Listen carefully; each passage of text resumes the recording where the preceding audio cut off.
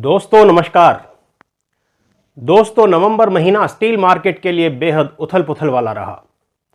शुरुआती 2 हफ्तों में ही लोकल मंडियों में स्टील के रेट 5 रुपए तक लुढ़क गए और गिरावट का यह सिलसिला रुकने का नाम नहीं ले रहा था। आखिरकार 19 नवंबर को जब भारत सरकार ने स्टील पर से 15% एक्सपोर्ट ड्यूटी हटाने का फैसला लिया, तब कहीं जाकर गिरावट का यह सिलसिला थमा। स्टील के साथ साथ सरकार ने 58% से कम आयरन कंटेंट वाले आयरन और लंप्स व फाइंस पर से भी 50% और 45% की ड्यूटी हटा दी। 58% से अधिक आयरन कंटेंट वाले आयरन और लंप्स व फाइंस की निर्यात ड्यूटी 50% से घटाकर 30% कर दी गई। इन अनाउंसमेंट्स के बाद आयरन ओर का रेट 1300 से 1400 रुपए प्रति टन तक बढ़ गया। हालांकि भारत के अधिकतर बड़े इंटीग्रेटेड स्टील प्लांट्स के पास अपनी आयरन ओर माइंस हैं, लेकिन जिनके पास नहीं है उनकी स्टील मैन्युफैक्चरिंग कॉस्ट लगभग 2000 से 2500 रुपये प्रति टन तक बढ़ गई। ड्यूटी हटाने के फैसले के तुरंत बाद लोकल बाजारों में भी लोहे का रेट इसी अनुपात में बढ़ा, लेकिन यह बढ़ोतरी मात्र 1 हफ्ता भी नहीं टिक पाई। इस एपिसोड में हम यही जानने की कोशिश करेंगे कि एक्सपोर्ट ड्यूटी हटाने के बावजूद स्टील के रेटों में वृद्धि क्यों नहीं हो पाई और अगले 1 महीने तक क्या किसी वृद्धि की उम्मीद है। लेकिन शुरुआत करने से पहले हमेशा की तरह मेरी आप सबसे गुजारिश कि हमारे चैनल को सब्सक्राइब करें और हमारा कंटेंट स्टील से जुड़े अधिक से अधिक लोगों तक शेयरिंग के माध्यम से जरूर पहुंचाएं।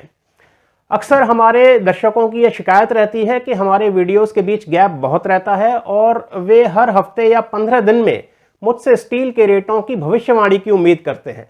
लेकिन देखिए दोस्तों, मैं कोई ज्योतिषी तो नहीं हूं और न ही भविष्य को लेकर कोई टिप्पणी कर सकता हूं। मैं भी आप ही की तरह स्टील से जुड़ा एक व्यक्ति हूं जो अखबारों के जरिए, मैगजीन्स के जरिए, गूगल सर्च के जरिए जानकारी इकट्ठी करके स्टील मार्केट के उतार चढ़ाव समझने की कोशिश करता हूं। रोजमर्रा की व्यस्तता से समय निकालकर जानकारी इकट्ठी करने और स्टील मार्केट को समझने में अक्सर जरूरत से ज्यादा समय लग जाता है। ऐसे में मैं समझता हूं कि मेरा अपराध इतना बड़ा भी नहीं है कि आप क्षमा न कर पाएं। तो चलिए मुद्दे पर लौटते हैं। भारत में सर्दियों के आगमन के साथ साथ डिमांड भी ठंडी पड़ गई। लगभग यही हाल समूचे विश्व में देखने को मिला। भारत से सबसे अधिक निर्यात होने वाले स्टील प्रोडक्ट्स हैं बिलेट और HRC। तो हम इन्हीं 2 प्रोडक्ट्स को फोकस में रखकर अपना विश्लेषण आगे बढ़ाते हैं। पहले बात करते हैं बिलेट की। विभिन्न मंडियों में बिलेट का वर्तमान रेट आप यहां स्क्रीन पर देख सकते हैं। यदि हम इन सभी रेटों का एवरेज निकालें तो भारत में बिलेट का एवरेज प्राइस बनता है 42,500 रुपये प्रति टन। ऐसे ही यदि हम HRC का औसत रेट देखें तो यह बनता है तकरीबन 55,000 रुपये प्रति टन।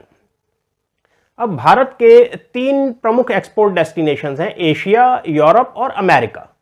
एशिया में प्रमुख तौर पर China, Vietnam, Indonesia, Thailand, Nepal और बांग्लादेश में भारतीय स्टील निर्यात होता है।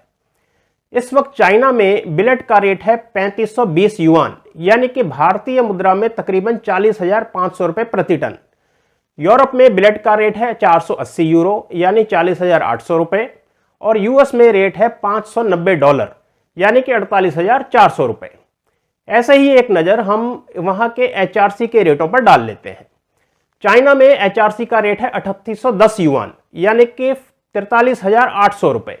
यूरोप में है 570 यूरो, यानी कि 48,500 रुपये, और यूएस में है $650, यानी कि 53,000 रुपये प्रति टन।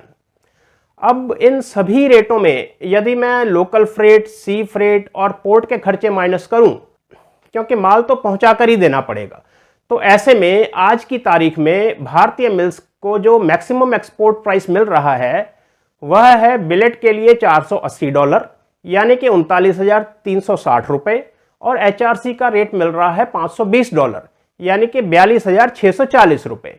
ऐसे में आप खुद ही बताएं कि एक्सपोर्ट ड्यूटी खत्म होने पर भी क्या भारतीय मिलें निर्यात कर पाएंगी। छुटपुट वॉल्यूम्स को छोड़ दें तो मेरी समझ से कोई खास एक्सपोर्ट नहीं कर पाएंगी। ऊपर से 1 महीने से भी कम समय में विश्व भर में क्रिसमस और नववर्ष की छुट्टियां होने वाली हैं। ऐसे में कंपनियां अपनी इन्वेंट्री न्यूनतम स्तर पर रखती हैं और छुट्टियां खत्म होने के बाद जनवरी में ही खरीदारी के लिए बाजार में लौटती हैं। ऐसे माहौल में भारतीय बाजार में लोहे के रेट बढ़ने की बात तो दूर, अभी जो रेट चल रहा है अगर वही टिक पाए तो गनीमत है। मेरी समझ से इंगट के रेटों में अभी भी 3 से 5% और फ्लैट के रेटों में 10% तक की गिरावट की गुंजाइश है। फिलहाल बात मैं दिसंबर तक की ही कर रहा हूं। नव वर्ष के आगमन के साथ जनवरी में लोकल व अंतर्राष्ट्रीय बाजार में डिमांड में कोई इंप्रूवमेंट होती है या नहीं होती है, तो कितनी होती है, यह तो आने वाला वक्त ही बताएगा। फिलहाल हकीकत यही है कि एक्सपोर्ट ड्यूटी खत्म होने के बावजूद ना तो स्टील मार्केट में कोई उत्साह है और न ही मेटल एक्सचेंज में कोई उछाल। ऐसे में स्टॉक खरीदते समय सतर्कता बरतना ही बेहतर है। धन्यवाद।